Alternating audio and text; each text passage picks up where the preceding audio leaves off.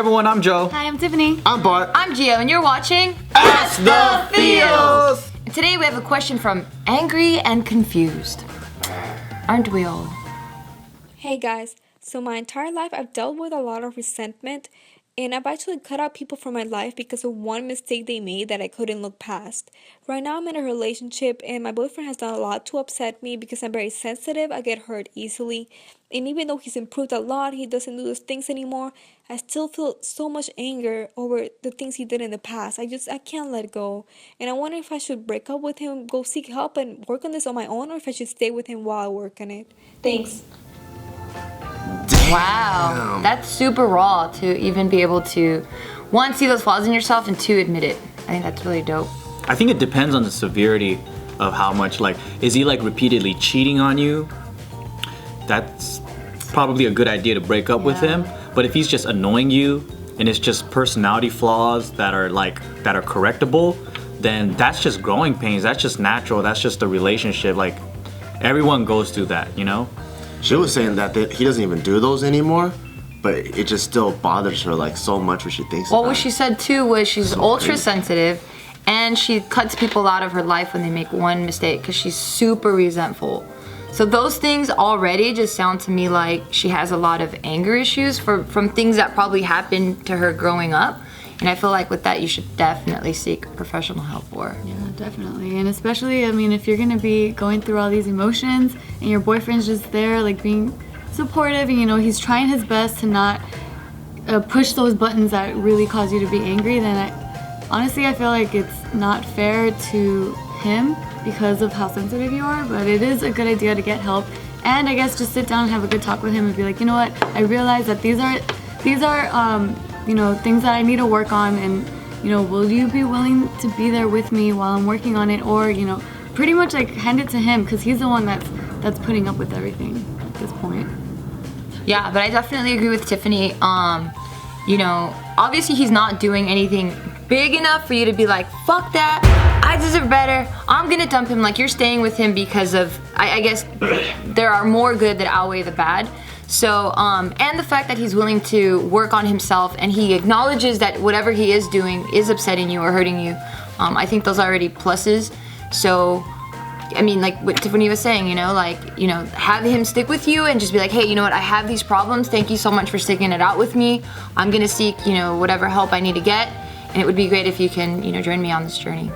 Based off what she's saying though, I think you need to practice some forgiveness. Because what it sounds like is this.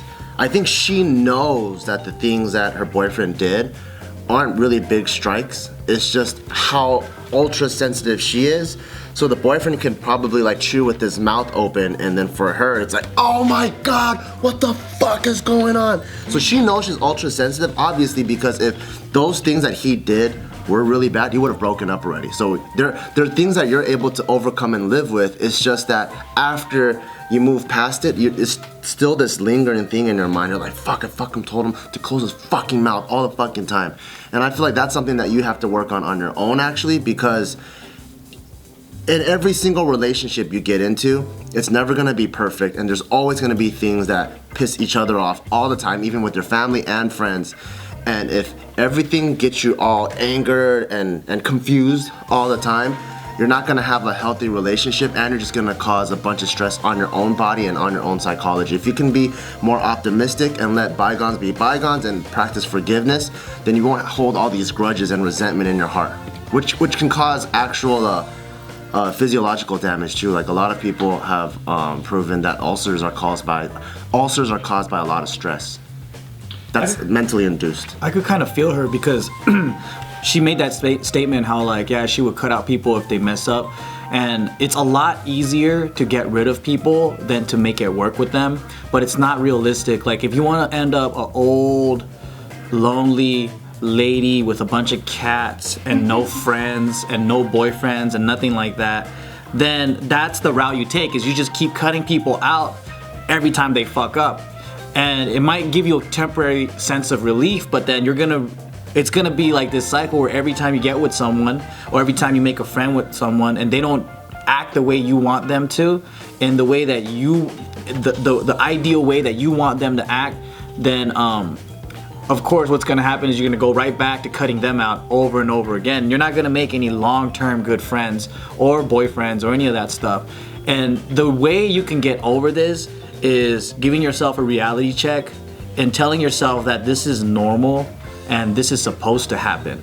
When you tell yourself that's not supposed to happen, that's when you can't let shit go, and that's when you get really angry, is because like it's not meeting up to your expectations. So you gotta change your expectations. What's up, mother people?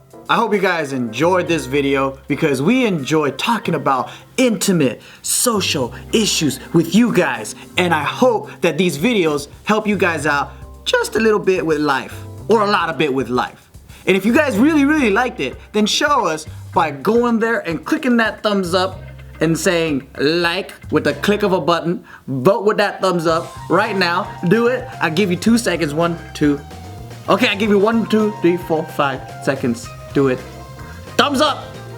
And also, we have more videos to check out. So click right here and you can see some more AskTheFeels. And we'll be talking about wieners. She does, you know, she wants to do it with her boyfriend really bad, but then she's afraid that he might be grossed out. I would just present it. I mean, because I Present the blood. I thought it was disgusting in the beginning too, but then there's some people out there that don't see it as a big deal, and I then think it feels good. I don't know. And then When it starts drying, you feel like there's extra stimulation. I don't like the blood lube. Like it's I don't either. It gets feels all weird. sticky and dry and stuff. It doesn't feel good. You gotta keep going and be right before it dries. That's when it's the best.